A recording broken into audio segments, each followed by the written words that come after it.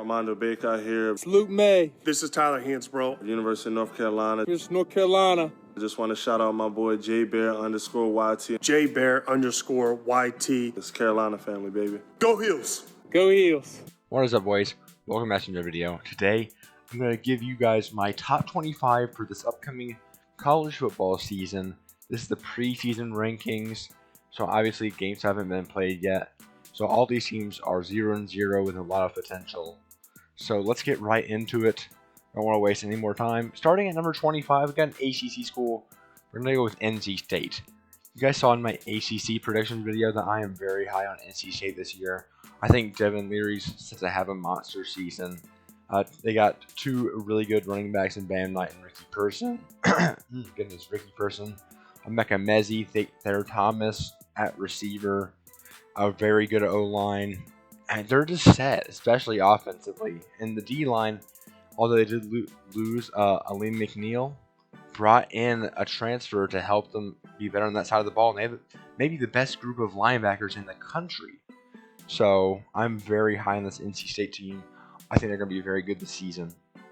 Number 24, I had the Oklahoma State Cowboys. And it's really coaching for me. I like Gundy at coach. I think they do really well post the Chuba Hubbard era. I think they'll be one of those top contenders in the Big 12 conference. Number 23 is Coastal Carolina. Grayson McCall, one of the best quarterbacks in the nation. And last year, obviously, they had that monster season that no one expected. Now, I'm not sure they're going to be a team that's going to be extremely good this year, but I have to give them the ranking just based on what they did last year. So 23 is where they're going to end up for me. Number 22 is Louisiana, who I actually like more than Coastal Carolina. I think the NFL talent they're bringing back is greater than that of Coastal Carolina, so I like them here at this 22 spot. Number 21 is Ole Miss. The AP didn't have Ole Miss ranked, but I'm actually pretty high on this team. I think Matt Corral's going to be a decent quarterback, if not very good. If he gets rid of the turnover issue, he's a really good quarterback. So, and the lane train is starting to get rolling, so I think that Ole Miss at 21 is a fair spot.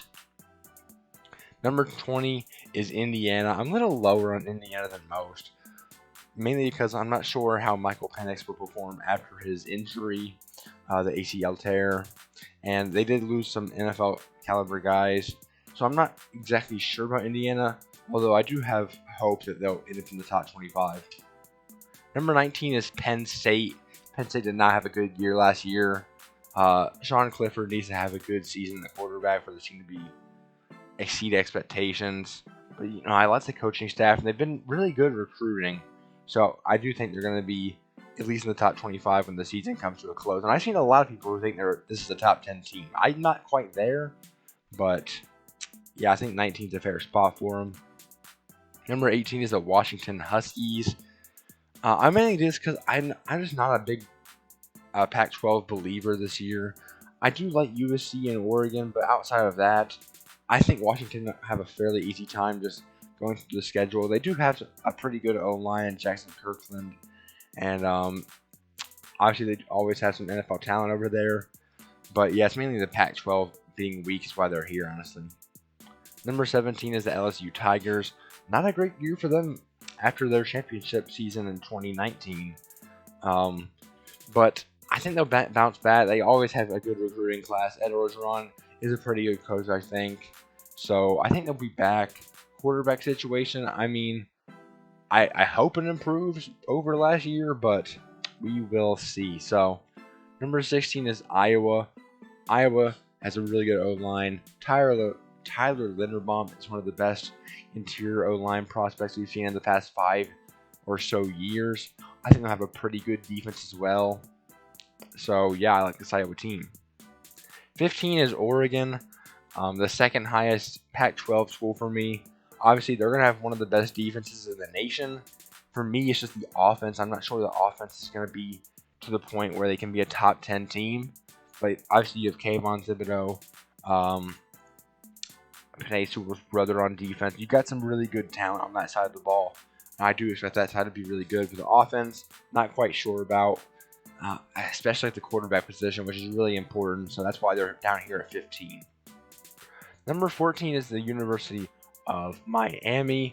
De'Aaron King, we're not sure if he's going to be 100% what he used to be after his ACL tear, which is unfortunate. And they did lose some NFL caliber guys. The D-line is a little bit worrying based on the guys that they lost this past year.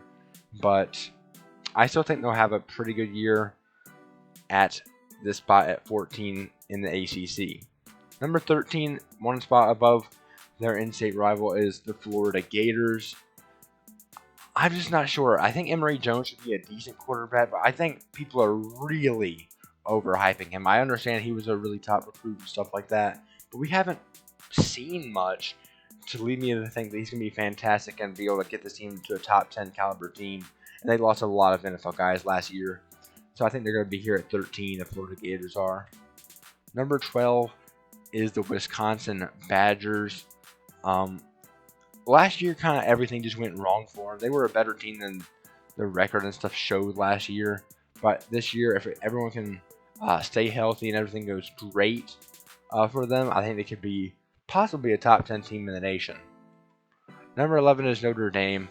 I'm not very high on Notre Dame. Honestly, I don't even think they're at this 11 spot. I'm not even sure why I put them here. It's basically because of the year they had last year. But obviously, they do have a good O-line. They lost so much, including their starting quarterback. I'm not sure if Jack Cohn's the answer at quarterback. Brian Kelly is a decent coach, but I just don't think this team is ready to be back anywhere close to where they were last year. Number 10 is USC, the highest ranked Pac-12 team on my rankings list. I like Keaton Slovis at quarterback. If he can be consistent for all 4 quarters of the game, he's going to be fantastic this year. And they have some really good talent on both sides of the ball with their recruiting. They have Drake London, Drake Jackson. So I think they'll be pretty good this year. Best team in the big Pac-12, excuse me. And I think based on their schedule and the weakness of the Pac-12, in my opinion, I think they'll be pretty good. Number 9 is Cincinnati, by far the best group of 5 school, in my opinion.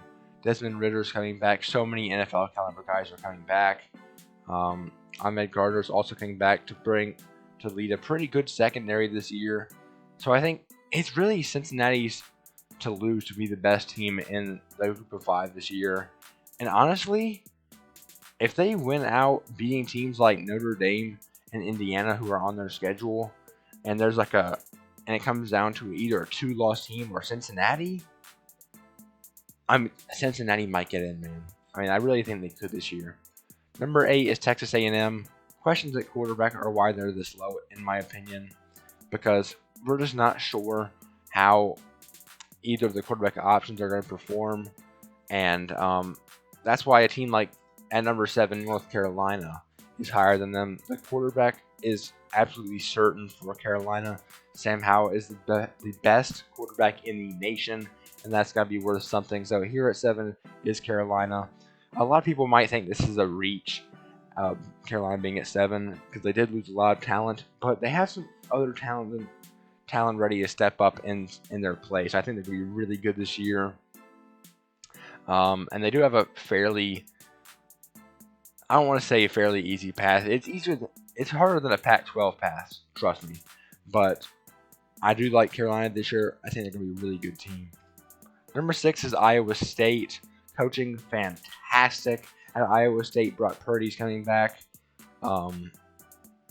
Charlie Kohler's coming back. I think the defense will be pretty good. Anchored by Mike Rose at linebacker.